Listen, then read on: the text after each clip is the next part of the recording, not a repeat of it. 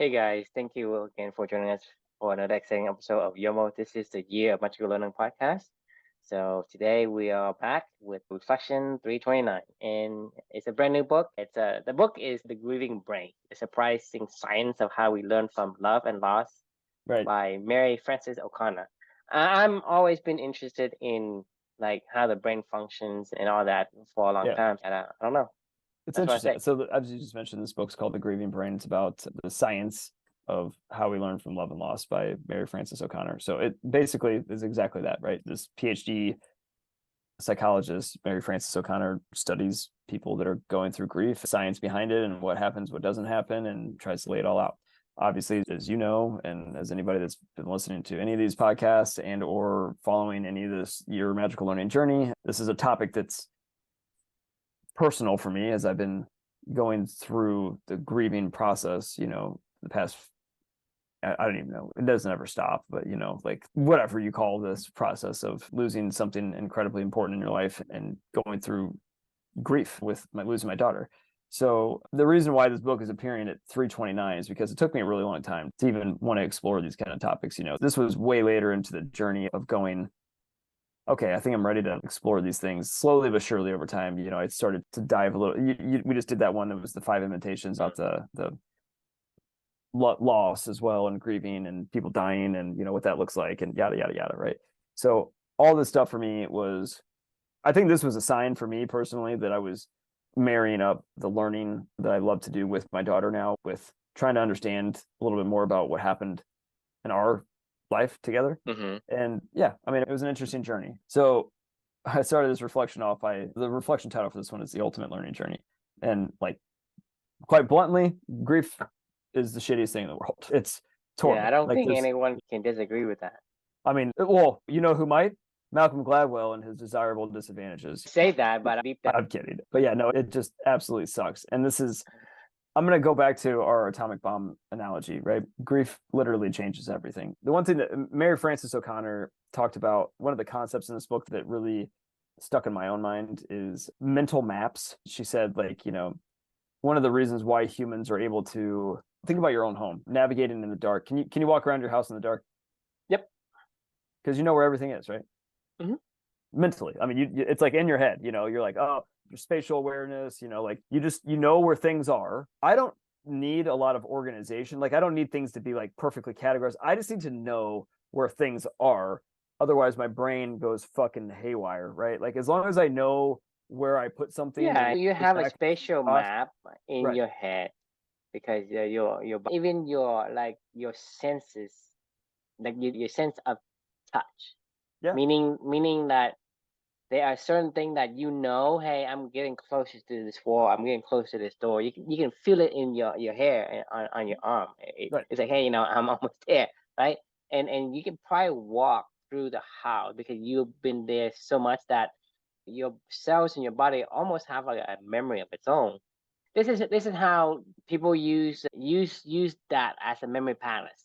So how people Yep. remember the sequence of orders. Hey, well, I walked through the door. On the left, I have my kitchen, and then down for the kitchen, I have another room, and blah blah blah. So you know that, and you can describe to anyone that, hey, tell me about your house, how you get there. You can walk through it using the memory in your head Right. without having to Yeah, remember without it. even having to It's physically walk, right? You don't even yeah. need to actually walk through your house. You can mentally walk through your house like easily, and My table is on the right, and it's glass table, and next to the glass table is a bookshelf.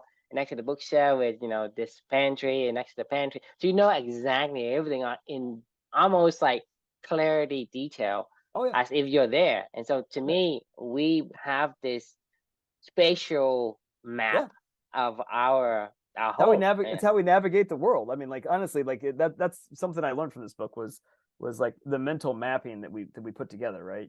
And then grief is like, let's say that there's do you have like a favorite chair you sit in or something like that, in your house? Is there something that you're like is like, that this is, if somebody moves it, you're gonna get pissed. You're like, Yes, no, what is it? Yeah, tell me. I have a little small chair. It's almost like a kitty chair that I have to sit in, and it's Gotcha. right next to the couch. So that's chair I go and sit there every time. Right. So every time it's not there or it's moved or something's on it, I get pissed. That's fair. I'm the same way with my own go-to chair, like with grief. That chair, I'm sure you can visualize exactly where that chair is right now, what's on it, where whatever, how it feels. You can remember the stain that's on it. Right. Yeah, and you'll remember when it happened and when so keep that image in your head. Now, pretend that chair is gone forever. Now, just like right now, it's gone. Like the atomic bomb, right? Blows up. That chair never existed. It can't be processed. This is grief, right? Going, that was there. This is no longer there anymore.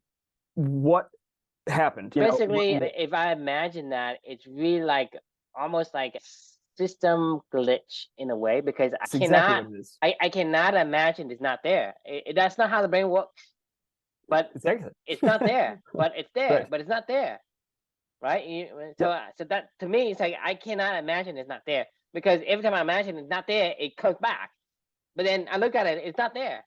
Yep. So it's like it creates this confusion inside your head. Massive confusion. Your head is basically like a computer that is glitched, or it's like an overloaded system. It's exactly what it is, right? So like we've talked a lot about this atomic bomb, metaphor, right? You're in Hiroshima. It's what day was it in Hiroshima? What day did that blast go off?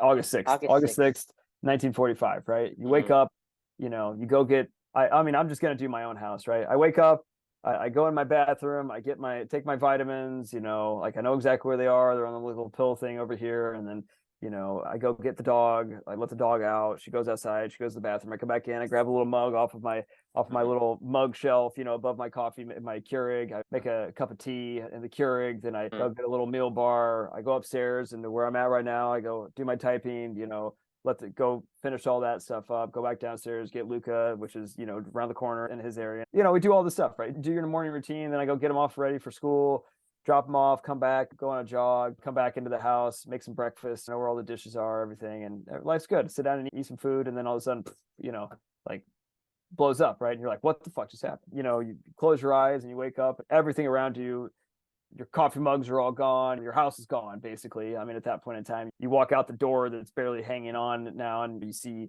all the trees are gone in your yard. All the road is no longer in your area. All your neighbors' houses are gone. Like, you have no idea where your kids are, what happened to them, what didn't happen to them, if you're ever going to see them ever again. You're just literally staring out at this abyss going, everything that you remembered and it was your routine and your life and where you knew everything was is fucking gone. Yeah. Like you literally can't process it. I mean, I'm imagining it, but I can't process it, because I'm saying, well, it's there, but now it's not there. I have this feeling of a panic of sorts. I don't know if so. I'm kind of like, the system doesn't do anything because it can't function, right?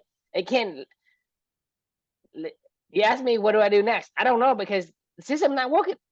You don't know where to go. You don't know what to do. You don't have any idea. I cannot take the next step, right? I cannot take the next step, and I have this feeling of panic in a way, because it's like the system is out of whack, or it's glitched and it's panicking. So imagine it's some kind of a computer, right? It's panicking, it's trying to get it back online, and it's trying to do the next thing, which is whatever its sequence is. It cannot get the next sequence. It's stuck there in a way. Yeah. And it's almost like paralyzed. It's fucked up. I mean, even as I'm imagining this right now, I'm getting that feeling. And if you ask me what to do next, I don't know. You're in two places at once. So, I mean, I don't know if you remember the story from my book, I Can't Imagine, or Amelia in my book. After Amelia passed away, I don't know, I feel like it was for at least the first, like, almost week. And it kind of happened on and off again in the future.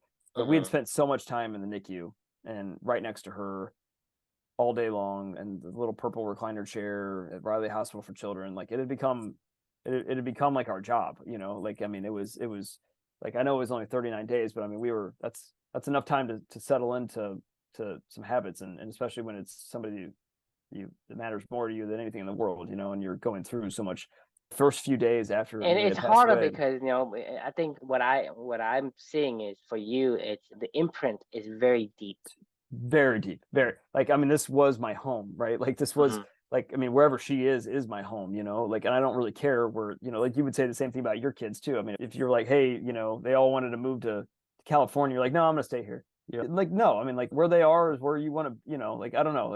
I don't know if that's how you feel, but like, That's how I would feel. It's like I wouldn't want, especially when they're young still. I think Right. when they're adults, it's fine. When they need you and you need them, right? This is when the imprint is so strong It's that when everything. you have this glitch, it creates this really high level panic in your It's a dual reality. emotional system, and you completely, in a way, a dual system where there's one and there isn't, and it keeps switching, and you can't control when it switch. You can't, yeah. I mean, I remember having dreams every night after Amelia passed away, and I was back in the NICU, literally. I mean, I thought I was in the NICU. It was the most disorienting experience that I think I've ever had in my life. Apparently I talk in my sleep a lot. I think I just dream a lot, and I just talk out loud as I'm dreaming. My wife has made fun of me many times before where I'm like having full conversations with her, and and she's like, okay, right. Like, like eventually she just, like in like loving, joking ways, right? Well, these conversations were, I literally woke up and I was like, I am in the NICU. I was so disoriented. I was like, she's here, I'm here, like, what's happening? When doctors talk to me, like, and she's like literally having to calm me down. And Like and I like, say, you're almost inside of a panic zone. yeah, You I panicking, was. I and couldn't tell where I was. and, I didn't know where I was. I mean, I can't describe it more than that. I did not know where I physically was at. Mhm. Like, Yeah, I mean, even for me to start imagining, I'm starting getting like this panic feeling, just to tell you how much it will affect the person who actually have something that is real. I mean, for us, for whatever reason, our brain cannot process that. Like I yep, say, our brain cannot process the negative. Like if I ask you, hey, think of an elephant. Now think it's not an elephant. Or I say, hey, don't think of a lemon. We cannot process the negativity of it because you have to think of a lemon and then remove it. But then you can't control, hey, all right, a right, lemon right, has entered my mind. right. Now I It's can't get gone. rid of it. Right, right. It's gone, sometimes not. And like, so we don't have full control over our mental map or when it gets created and when we don't have the We need mental maps. but we don't have the direct control over it because like if I Right. ask you, hey, that thing is there or that thing is there, now can you tell my brain, meaning the elephant, the primitive brain, that it is not there? It doesn't know how to do it. It can't compute. So this is where the title of this reflection comes in. I've come to appreciate grief in this regard. It's the ultimate learning journey, and one of Amelia and my core values that when we live in for two every day is learn something new every day. And trust me, going through a grieving process, you will learn something new every single day because it is like you're rebuilding all of your mental maps of your It's mind. it's almost like you are talking about the ultimate repair of a computer. Right? If Yeah, you imagine like the system glitch of a computer, this is the ultimate fix of a computer. You have to do many things to get it functional. To say, this is the ultimate learning journey. yeah. I mean, it's not. I mean, we wouldn't be talking today. Like, there's a reason why these books became our refuge for Amelia and I, because I had to reprogram in a lot of ways. I was beyond lost. And I was like, I'm just going to take a step, right? We'll figure out what we find when we take that step today. Reprogram. This makes sense now. Lock on to one thing that you can hold on to in reality, and then take another step, and take another step, and then find something new that you can hold on to and grip back onto and go, oh, okay, all right, imagination's important. Okay, great. Culture is important. Okay, great. Like a beaver must dam, don't run for trains, like like these things where you're rebuilding your mind palace, your memory palace, right? Yeah. And you're rebuilding the things that are comfortable, and that gives you stability, and that gives you that feeling of being a human, I guess. Grief, it just wipes it all out, and it's like, go rebuild, like, or don't. You rebuild from the ground up, and Right. I think that's a great analogy there, just because it's completely gone, completely wiped out. So either you build or you don't, but you have to build. It's not something that, hey, there is something there. It's completely gone. So all of the things that you learn is as if you're learning it for the first time. It is. I mean, it really is. I mean, like all these lessons that we talk about on this journey, this is why I've told you many times, like, Chris Sears before Amelia is not the same person you're talking to right now. I may look the same, I may act the same, I may talk the same, but I'm not the same person. Like, I'm not even close to the same person. It's like I feel like I'm a 60-year-old in a 39-year-old's body at this point in time, because I'm not supposed to know this shit. I feel like this is what happens when you get older and you have to go rebuild your paradigms, all the time, as you lose your spouse. Like my grandmother, my grandma, my dad's mother, my grandfather passed away. I feel like it's probably been like 10, 12 years ago now, or something along that. It might even be a little bit longer. I can't remember, but I know that she's been like, all of his shit is still in their house. One of the activities they did together all the time was garage sailing. They loved to go garage sailing, almost like American Picker style, where we just want to find shit and, got a good score today, like, well, I was, so like this is how like my grandfather was. And like their entire attic is filled with all of like their shit. Like it's just packed to the brim, and she like refuses to go up there because she's like, I can't process this. Like, I don't want to deal with this stuff. Like, I know where everything is. And like, I don't know. And she tells me all the time, when I was doing my grandma diaries, conversations with her, she's been relearning how to be herself, because her whole life, they were married for like 50 plus years or something like that, so everything about her life and everything about what she did, her identity, who they were, what they did or they didn't do, who they engaged with as friends, where they traveled, where she was allowed to travel to, wasn't allowed to travel to, like all these things. She's like having to be a new human being. Like, it's a lot, but you're not supposed to learn these things until you're fucking 80 years old, like you're not supposed to know this shit when you're 35, right? Well, that's the norm. The norm Right. is you don't learn about it until you're much older. But Right. whether or not you're supposed to or not supposed to, that's something I don't know. Fair. But I think this is why old people, when we have conversations about like, focus on your values, they get it. They just understand. They're like, yeah, I've been through all this. I've had to rebuild all this shit. Like, the only thing that I can hold on to is this stuff, and this is why I'm so cling to this shit. Because I'm like, I know that I've had to rebuild mental maps. I got to take something with me to be able to have a compass next time this fucking thing blows up again, because it's done it many a times now for me. And I'm fucking tired of it. So I'm just going to do what I got to do. That is where values come into play. They're like your anchor that can take you from reality to reality that blows up, and you're like, okay, I got this little magic bean bag of my values I can just pull out and go. I at least have something that I'm aware of that I can take to this next step, and you'll rebuild a map that makes sense. I mean, the thing is, you're gonna have to have some kind of an anchor. Like, I mean, I guess the movie Inception is a pretty good analogy to focus on something that and that's the only thing you can hold on to. It's like it's like your safe zone, or your goalpost, or the tree that stands in the midst of the tsunami that kind of washes everything. You have to hold on to that tree. Right.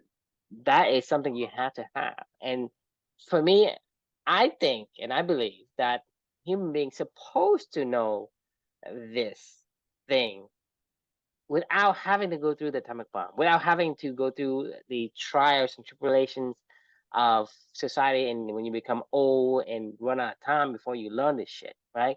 I think human beings are supposed to learn it. It's just that for whatever reason we, stray away from that path of human rights. To me, that's a human right. Yeah, it is. But we don't talk about the bad shit. We only talk about the good shit. We only talk about when somebody makes it through denting the universe and actually maybe puts a scratch in the universe or something like that. We don't talk about all the people that tried to dent the universe and ended up fucking schizophrenic. What in like the most unbiased perspective, how many do you think went schizo, and how many becomes something that becomes a story inside, of a magazine?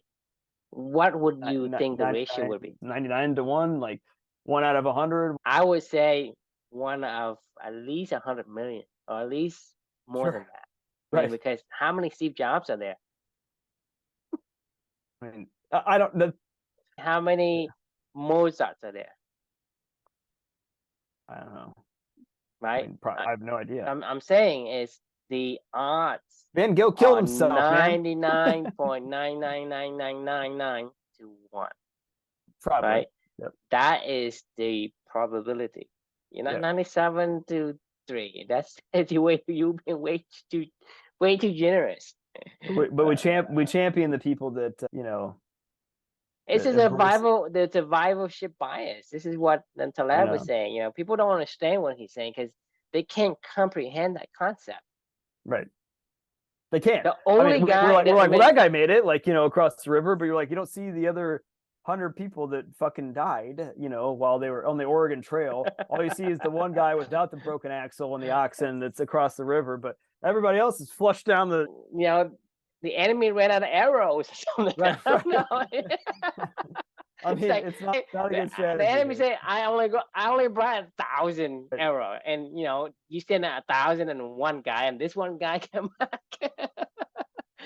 Like, why do we not talk about bad shit more often in our like, the lessons from this stuff? I feel like old people, when I say old people, I mean like people that have experienced stuff, like, because you could be old and not maybe have experienced this stuff too. So I mean, I just think of the traditional elder, the person in your family that's experienced some grief and tragedy and heartache and loss and all this other stuff and still survived and kept going. But like, why do you think they don't talk about it as much?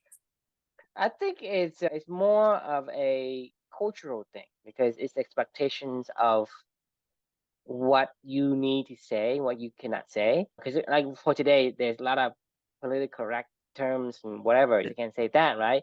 And so you don't know what you're supposed to do, so you don't do it. To me, it's a cultural thing. Just because we have been conditioned to say, hey, don't say these or don't say that, or I don't know what's gonna happen, blah blah blah. And so I think it's been. But why do you care if you're 80 years old how society perceives you at that point in time? Who gives a shit? You do because you may not care for yourself, but like I said many times, you don't live for yourself. You live for others. I mean, you live for your daughter. You live for, like, your mom comes to you, hey, Chris, Right. put Luca in daycare. This is what people do. Right. If she's insistent on it, there's nothing you can do. You can't say, Yeah. I don't agree, and you slam your fist down, but you can't do that, right? So it's I not like, tried. hey, I I tried. don't care. So you don't care what society thinks, but you do care what society thinks of the people you care about, if that makes sense, Yeah. No, right? And so it's not like, hey, you can just say, hey, I live for myself and I can do whatever I believe, whatever you want. Your mom says it, your sister says it, her husband says it, or whatever. They cause an influence and impact on you and how much you can push. Because yeah. if they say, this is the way it goes, and they're gonna push you, or your wife insists on giving, your kids, antibiotics or whatever, it's not like you can shuffle away saying, hey, you shall not touch my son. So you don't Uh, live for yourself, you live for others because you are nothing without others. If a tree falls in a forest and there's no one to hear it at all in the universe, does it make a noise? So, yeah. I mean, it does. well, what's the definition of noise? It's not a clashing of the molecules of the air molecule. It is the perception of the clashing of the molecules. So you have to have a receiver. So without the receiver, there's no noise because the definition of noise is the receiving of that of that action, of that clashing of the molecules together. And I mean, I so I for I, as a I agree with you. person, you are nothing without the people that care about you and the people you care about. Your life is worthless if there's no one you care about in the world. That's why people get depressed. If Yeah, this is why that's why we care about grief. meaningful relationship is Right. so important. Right. It's happening. This is because this is why grief exists, because when you have meaningful relationships, like, if it wasn't meaningful, you wouldn't care. Like, if my neighbor across the street that I've never talked to, and I've lived here for 11 Then years now, suddenly, he's gone. whatever, stalks. I mean, I don't know. I don't even know what you look But like. if you have care for that person, you create that connection.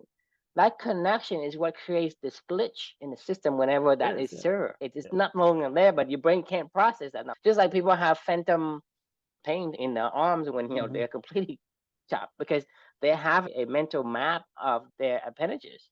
Same thing is in order for you to have this glitch, the connection has to be there. But human beings, we yearn for the connections.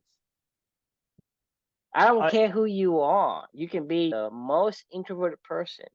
You Yeah, I still agree. want to have one or two person in your circles to tell the good news. Hey, I've done this, or I caught this fish, or whatever it or is. just to sit there with you. Amelia never spoke a word, but it was a meaningful relationship, right? Like it just being in the presence of somebody that you care about deeply. Exactly. Like, To me, this is the thing matters. is, I mean, the thing is, like, a lot of people who are lonely, they often have a companion, which is like a dog, right? And Right. to them, it makes the environment a completely different feeling because It you're does. present. Because the dog can't talk to you, but Right. instead, there's a presence of a living being that you care about, and he cares about you. You know what I mean? So Yeah. that connection, even from a person to a dog or a pet, it is making that Or very. the universe. You can extrapolate that to anything. Grass growing and feel a connection, like because Mhm. animals eat it, then you eat the animals, and then you get to live. Like, I mean, there's a way to form that meaningful connection. As Brain, human right? beings, we need connections. We need We connections. Yeah, we have need, to have yes. the Yeah, connections. I wholeheartedly agree with. Actually, I think I just came up with a thought as to why old people don't share this wisdom more often. I think it goes back to the idea of what would you tell your 20-year-old self? And it's like, fuck, Okay, yeah, I think I get that. Just like I told you about the tree analogy, right? right. If a tree make a noise, if a tree falls down, but no one has to hear it, doesn't make a noise because when you say a story to the young one, they are I don't know unable it. to receive Right. it. Right. Therefore, It's they irrelevant. It's yes, worthless. Like you can't share this wisdom with anybody other than people that understand this already, and those people are rarefied airs usually when it comes to age wise, right? So yeah, they probably all maybe talk, I don't know, maybe old people talk about this amongst themselves, but then they're losing so many people around them all the time that it's probably hard to like, you know, keep a yeah. I philosophical mean, I dialogue think I going think on. strawberries are great and grapes are really tasty and delicious. Cows are, you know what I mean? I'm just Right, talking about stuff you like has nothing to do with you. What the heck are right, you talking about? right. That basically just stops the conversation and say, well, okay, I You know can't. what it's like?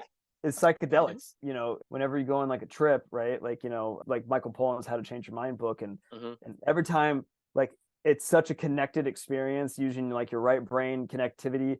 There is no words because words are linear, left brained. You have to comprehend and understand what that person's trying to relate to you, and like distilling all that. Everybody that's ever tried to tell me what their trip was like is like, it's like Yeah, you're talking about love, going, man. going. It's like love, man. Like, it's Yeah, I love, mean exactly because if you say trip, right? You say, "Hey, you go on this trip." I say, "Well, I'm going from Houston to Austin, whatever." So you and I talking about trip, but my meaning of trip and your meaning of trip is completely different. Therefore, the Sure. conversation cannot connect, and this is the reason why I think you make a really good point. Is without the person be able to relate to what you're saying, it It's doesn't worthless. give you the feedback to continue because it more or less it cancels out that energy that you want to try to push out. You know what I mean? Because it Yeah. just get it doesn't jive with the energy that you have. Well, true. I don't even want to fucking recap this whole journey to people. Like, if they sat down right in front of us and said, "Hey, tell me everything that goes into clubbing," and we would go, I don't have "I time to can't sit tell here you and that." tell you And about my stand, right? I want I to go tell Chris, maybe first then yes. The thing is, that is the energy that when we get together, it amplifies the energy because right. you It's getting meaningful. you getting the energy reception from me and Right. receive the energy reception from you, and so that's where the energy comes from. I am getting a copy of your energy and you add it to mine, it doubles, Right. but it doesn't subtract it from you. And then It enhances it for me as well because when I talk to you, right, I Mhm. have my own energy, right? Whatever this energy is, I have another energy on top of it because it matches. It matches my energy, your energy matches completely. So basically, it's like a frequency. It amplifies and it doubles it, Right. right? And so that's the way I'm getting extra energy from every single night I talk to you.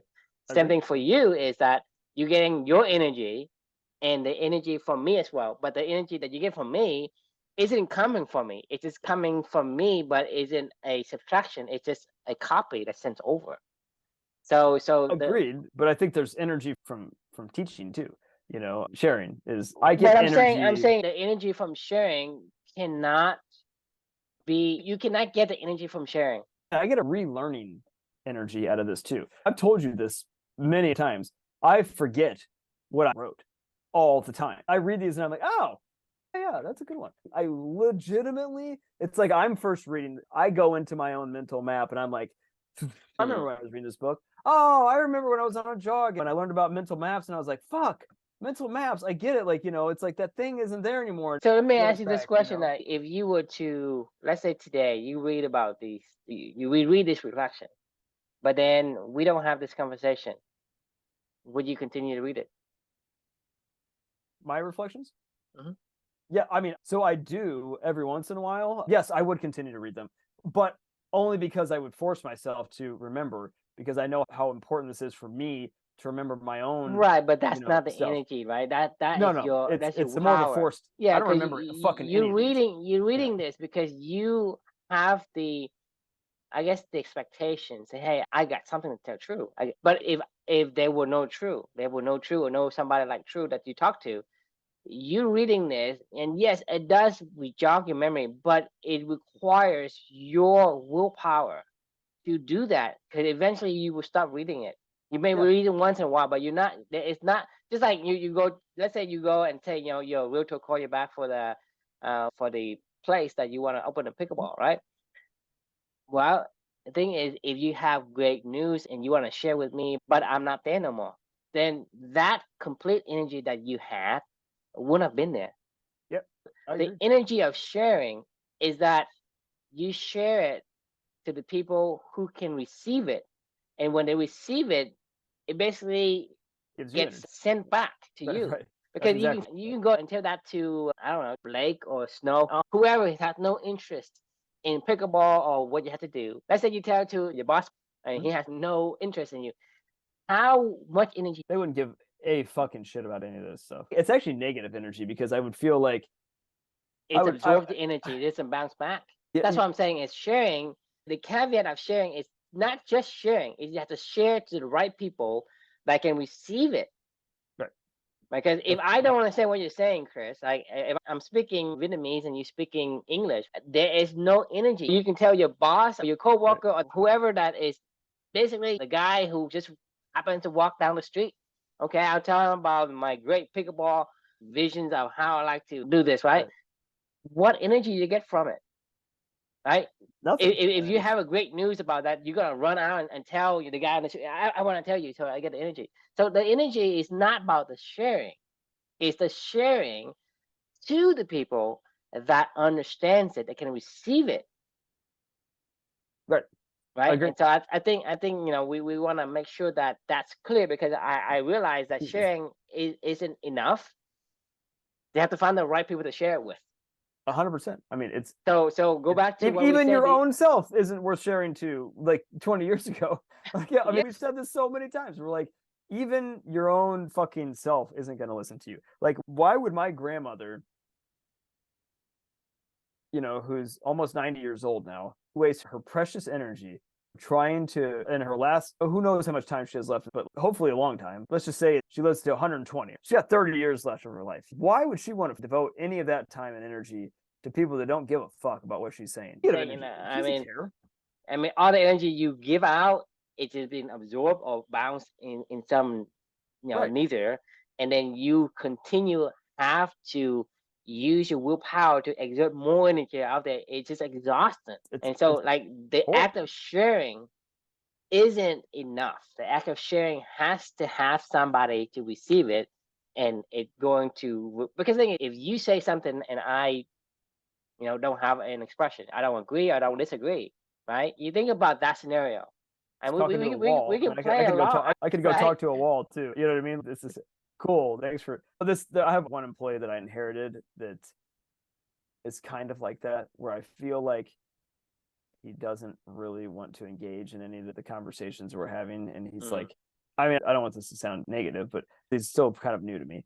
But I can kind of tell I haven't really broken through, and it's like, why am I wasting my time? If he feels like this is a waste of time with everybody else that I've been with for the past year plus, we like to share. That's a part of our culture because we care. We all want to help each other and we all want to share, and we all want to, grow together, right, and learn together.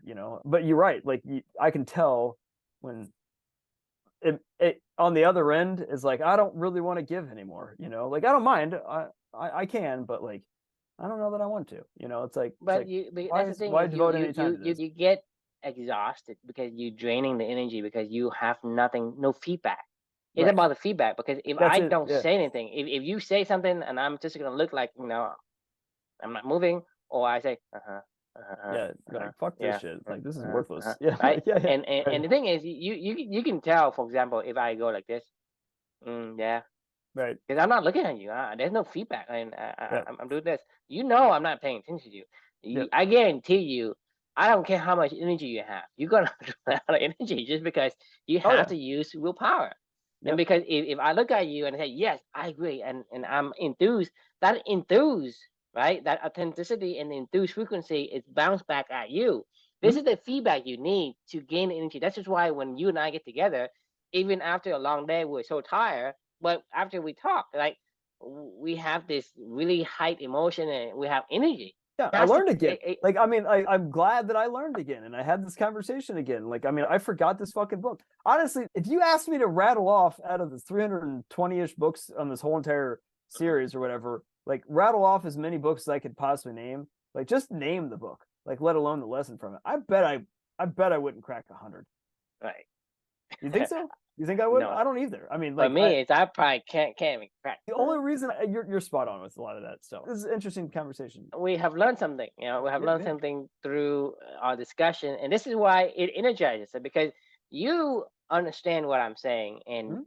you actually was able to pick up a little concept and nuance and feed it back to me. I see that concept and it makes sense. And when Right. it makes sense, I'm expanding on it.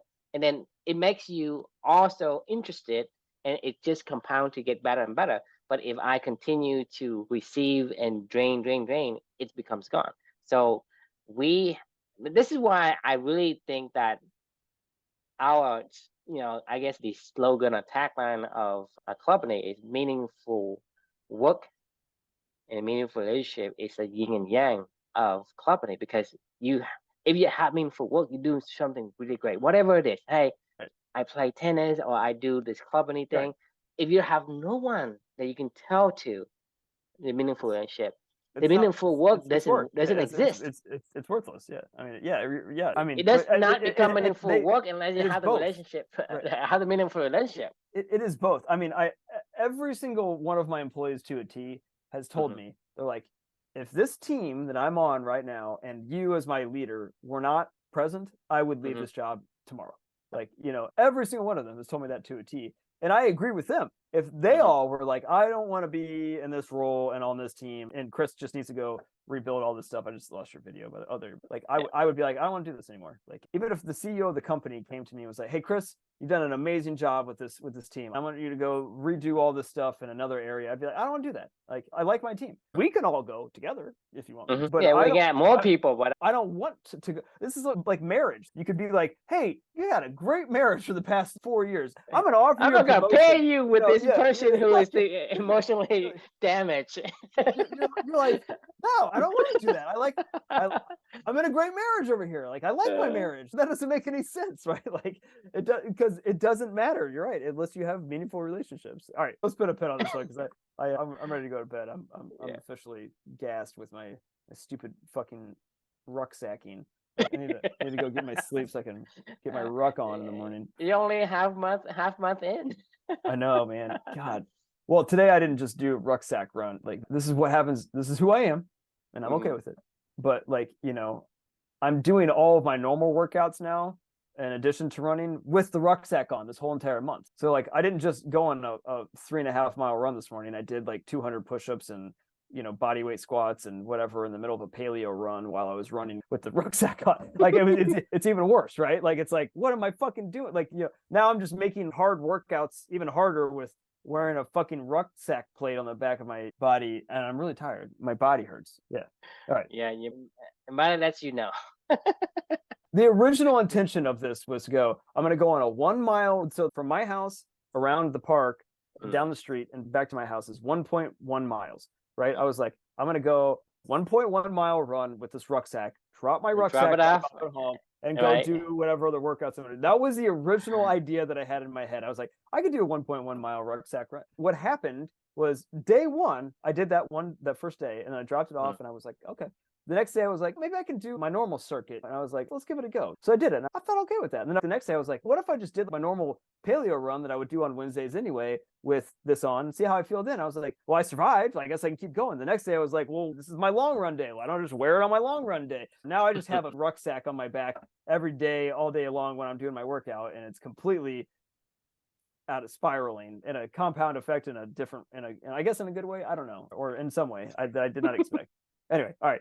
Good night, everyone. Thanks for joining, and we will see you all tomorrow. And your question we can leave with you is how have you learned from grief in your life if you've ever experienced it? And if you haven't, that's okay. That's a good thing. All right. Well, Thanks for joining. That's it. See you in